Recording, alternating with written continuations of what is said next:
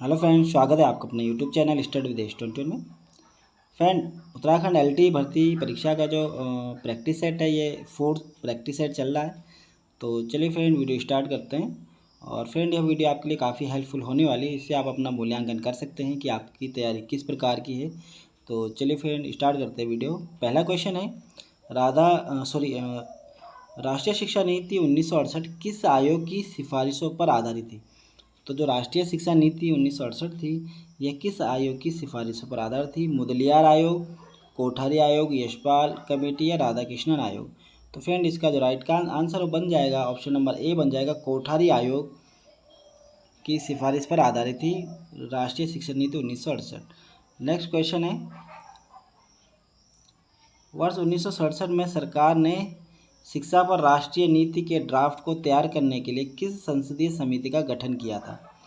Option है भावात्मक एकात्मक समिति, शर्मा समिति, संप्रभु समिति या लिंगदेह समिति। तो फ्रेंड, इसका जो राइट आंसर है ऑप्शन नंबर सी हो जाएगा, संप्रभु समिति। नेक्स्ट क्वेश्चन है,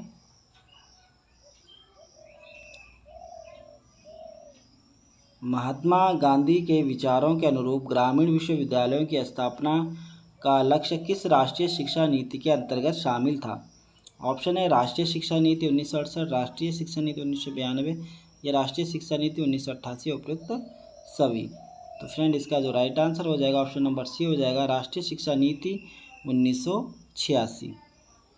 नेक्स्ट क्वेश्चन है, कॉमन मिनिमम प्रोग्राम के रूप में किस शिक्षा नीति को जाना जाता है। तो कॉमन मिनिमम प्रोग्राम के रूप में किस शिक्षा नीति को जाना जाता है। ऑप्शन है राष्ट्रीय शिक्षा नीति 1968, राष्ट्रीय शिक्षा नीति 1992 या राष्ट्रीय शिक्षा नीति 1986 या उपरोक्त में से कोई नहीं। तो फ्रेंड, इसका जो राइट आंसर है ऑप्शन नंबर बी हो जाएगा, राष्ट्रीय शिक्षा नीति 1992। अगला क्वेश्चन है, कोठारी आयोग का कार्यकाल कितने वर्ष तक का था। तो इसमें कोठारी आयोग का कार्यकाल बताना है। ऑप्शन है 1964 से 66, 65 से 67, 66 से 68 या 67 से 69। तो फ्रेंड, इसका राइट आंसर होगा ऑप्शन नंबर ए, 1964 से 66 कोठारी आयोग का कार्यकाल की समय अवधि थी। नेक्स्ट क्वेश्चन है, सरकार ने शिक्षा पर राष्ट्रीय नीति के ड्राफ्ट को तैयार करने के लिए संसदीय समिति की स्थापना किस वर्ष की। 1965 में, 1967 में, 1987 में या 1977 में। तो इसका राइट आंसर हो जाएगा ऑप्शन नंबर बी, 1967 में सरकार द्वारा शिक्षा पर राष्ट्रीय नीति का ड्राफ्ट तैयार करने की संसदीय समिति की स्थापना की गई। अगला क्वेश्चन है, संप्रभु समिति की सिफारिश को किस संस्था ने स्वीकृति प्रदान की। तो संप्रभु समिति की सिफारिशों को किस संस्था ने स्वीकृति प्रदान की है। ऑप्शन है यूजीसी, एनसीईआरटी या सीएबीए ने। तो फ्रेंड, इसका राइट आंसर है ऑप्शन नंबर सी, एनसीईआरटी ने। नेक्स्ट क्वेश्चन है,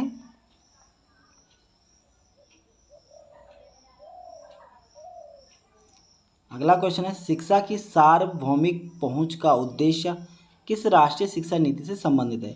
राष्ट्रीय शिक्षा नीति 1968, राष्ट्रीय शिक्षा नीति 1986 या राष्ट्रीय शिक्षा नीति 1992। तो फ्रेंड, इसका जो राइट आंसर बनेगा ऑप्शन नंबर बी बन जाएगा, राष्ट्रीय शिक्षा नीति 1986। अगला क्वेश्चन है, संप्रभु समिति का संबंध किस राष्ट्रीय शिक्षा नीति से है। राष्ट्रीय शिक्षा नीति 1968, राष्ट्रीय शिक्षा नीति 1986 या राष्ट्रीय शिक्षा 1992। तो इसका right answer option number A, राष्ट्रीय शिक्षा नीति 1968। नेक्स्ट क्वेश्चन है,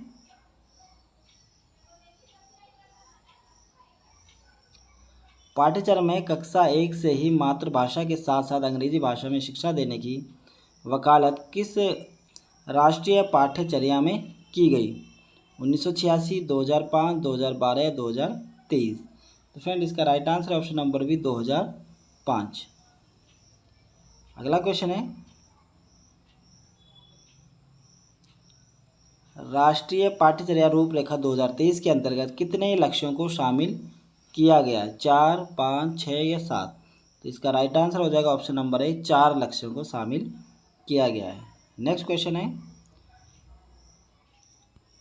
राष्ट्रीय शिक्षा नीति 2020 के अंतर्गत वर्तमान शिक्षा प्रणाली में सुधार करने का लक्ष्य किस वर्ष तक के लिए निर्धारित किया गया 2025, 2035, 2030 या 2040। तो इसका राइट आंसर हो जाएगा ऑप्शन नंबर बी 2030 तक।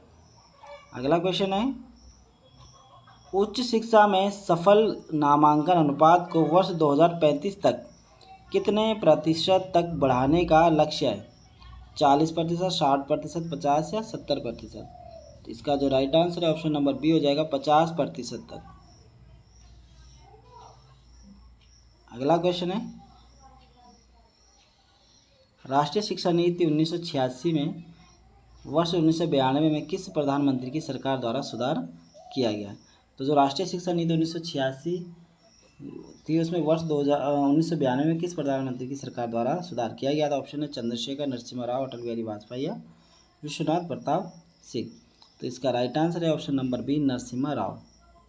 अगला क्वेश्चन है,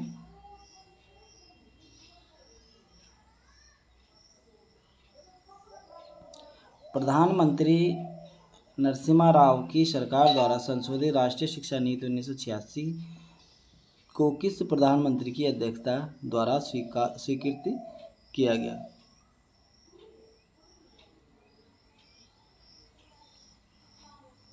ऑप्शन है अटल बिहारी वाजपेयी, इंद्र कुमार गुजराल, मनमोहन सिंह या एच डी देवगौड़ा। तो फ्रेंड इसका जो right answer option number C हो जाएगा मनमोहन सिंह। अगला क्वेश्चन है,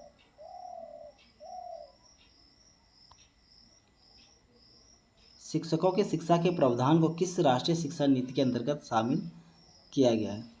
तो शिक्षकों की शिक्षा के प्रावधान को किस राष्ट्रीय शिक्षा नीति के अंतर्गत शामिल किया गया है? ऑप्शन है राष्ट्रीय शिक्षा नीति 1968, राष्ट्रीय शिक्षा नीति 1986, राष्ट्रीय शिक्षा नीति 1992। तो फ्रेंड इसका जो राइट आंसर है ऑप्शन नंबर बी हो जाएगा राष्ट्रीय शिक्षा नीति 1986। अगला क्वेश्चन है, NPI का विस्तृत रूप क्या है? NPI का विस्तृत रूप बताना है। National profile identity, national provider identifier या नेशनल प्रोवाइडर आइडेंटिफायर, ये उपरोक्त में से कोई नहीं। तो फ्रेंड इसका राइट आंसर हो जाएगा option number B national provider identifier. Next question है, राष्ट्रीय शिक्षा नीति 2020 के अंतर्गत राष्ट्रीय पाठ्यचर्या रूपरेखा तैयार करने में कौन से लक्ष्य शामिल हैं? NCFE, CCE, NCFTE या NCFAI, NCFAS, NCFSE? तो फ्रेंड इसका राइट आंसर है ऑप्शन नंबर, इसका जो राइट आंसर हो जाएगा ऑप्शन देख लेते हैं, यहाँ पर कूल दिया है। तो फ्रेंड जो राष्ट्रीय शिक्षा नीति 2020 के अंदर राष्ट्रीय पाठ्यचर्या रूपरेखा तैयार करने में कौन से लक्ष्य शामिल किए गए? तो यहाँ पर जो हमारा राइट आंसर बन जाएगा ऑप्शन नंबर डी हो जाएगा। ये चारों लक्ष्य रखे गए हैं राष्ट्रीय शिक्षा नीति 2020 के अंतर्गत।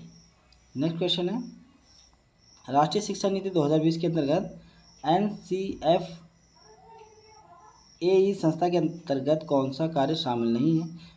कौन सा कार्य शामिल है? स्कूली शिक्षा के लिए राष्ट्रीय पाठ्यचर्या की रूपरेखा तैयार करना, ये शिक्षक शिक्षा के लिए राष्ट्रीय पाठ्यचर्या की रूपरेखा तैयार करना, ये वयस्क शिक्षा के लिए राष्ट्रीय पाठ्यचर्या की रूपरेखा तैयार करना, यह प्रारंभिक बचपन देखभाल और शिक्षा के लिए राष्ट्रीय पाठ्यचर्या की रूपरेखा तैयार करना। तो फ्रेंड जो इसका राइट आंसर हो जाएगा ऑप्शन नंबर सी, इसका राइट आंसर हो जाएगा वयस्क शिक्षा के लिए राष्ट्रीय पाठ्यचर्या की रूपरेखा तैयार करना। अगला क्वेश्चन है,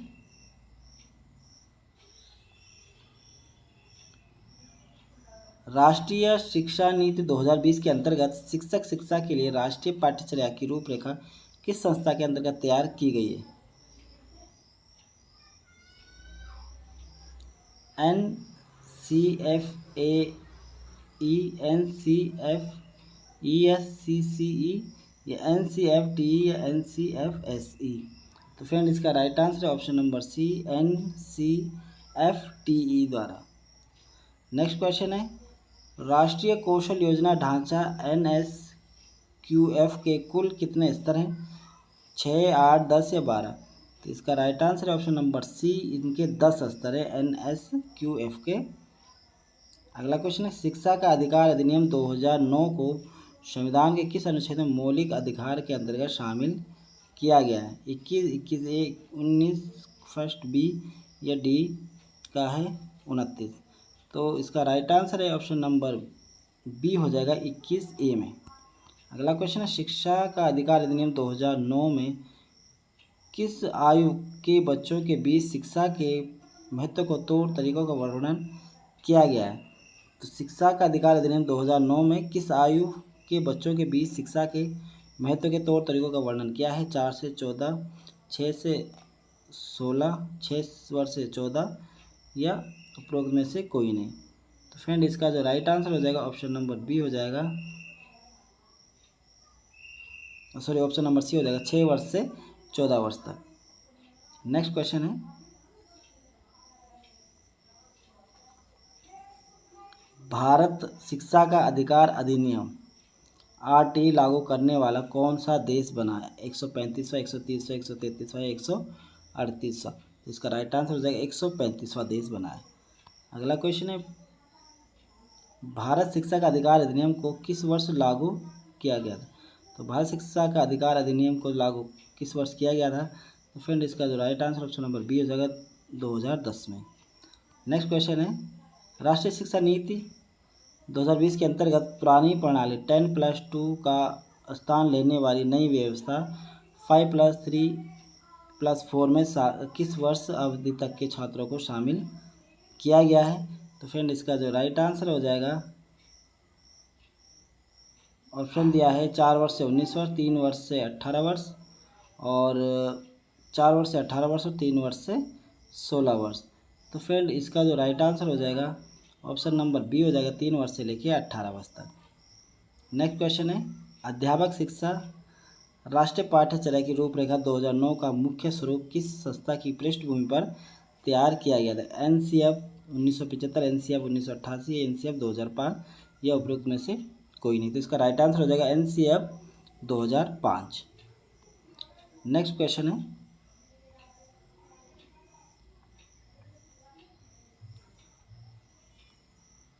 उच्च शिक्षा में सकल नामांकन अनुपात को किस वर्ष तक बढ़ाकर उच्च शिक्षा में 3.5 करोड़ नई सीट शामिल करने का लक्ष्य रखा गया? 2025, 2030, 2035 से 2040? तो इसका राइट आंसर है 2035 तक। अगला क्वेश्चन है, दिव्यांगजन अधिकार अधिनियम 2016 ने किस वर्ष के दिव्यांगजन अधिकार अधिनियम को स्थान दिया है? तो किस वर्ष के दिव्यांगजन अधिकार अधिनियम का स्थान लिया है? तो दिव्यांगजन अधिकार अधिनियम 2016 ने किस वर्ष के दिव्यांगजन अधिकार अधिनियम का स्थान लिया है? ऑप्शन 1990, 1992, 1995। इसका राइट आंसर हो जाएगा ऑप्शन नंबर सी, 1995 का स्थान लिया है 2016 ने दिव्यांगजन अधिकार अधिनियम ने। अगला क्वेश्चन है, बेंच मार्क विकलांगता के अंतर्गत लोग कम से कम कितने प्रतिशत विकलांगता से प्रभावित होते हैं? 20, 30, 40 से 50? तो इसका जो राइट आंसर हो जाएगा ऑप्शन नंबर सी, 40% तक। अगला क्वेश्चन है, दिव्यांगता के मौजूद प्रकारों को 7 से बढ़ाकर कितना कर दिया गया है? 20, 21, 22 या 25? तो फ्रेंड इसका जो राइट आंसर है ऑप्शन नंबर बी हो जाएगा, 21 प्रकार कर दिया गया है। अगला क्वेश्चन है, बेंच मार्क विकलांगता के अंतर्गत कितने में से कितने वर्ष तक के पीड़ित बच्चों के लिए निःशुल्क शिक्षा की व्यवस्था की गई? 3 से 16 वर्ष, 6 से 18 वर्ष, 5 से 18 वर्ष से 6 से 16 वर्ष? तो फ्रेंड जो इसका राइट आंसर हो जाएगा ऑप्शन नंबर सी हो जाएगा, 5 वर्ष से लेके इसका जो राइट आंसर हो जाएगा 6 वर्ष से लेके 18 वर्ष तक। तो राइट आंसर हमारा ऑप्शन नंबर बी हो जाएगा। तो फ्रेंड ये थी आज की वीडियो। आपको वीडियो कैसी लगी कमेंट बॉक्स में जरूर लिखना। और फ्रेंड आप कमेंट बॉक्स में आपके कितने मार्क्स आ रहे हैं ये ज़रूर कमेंट किया करो, ताकि आपको भी पता रहे कि आपके कितने मार्क्स आ रहे हैं और आपका मूल्यांकन अच्छे से हो सके।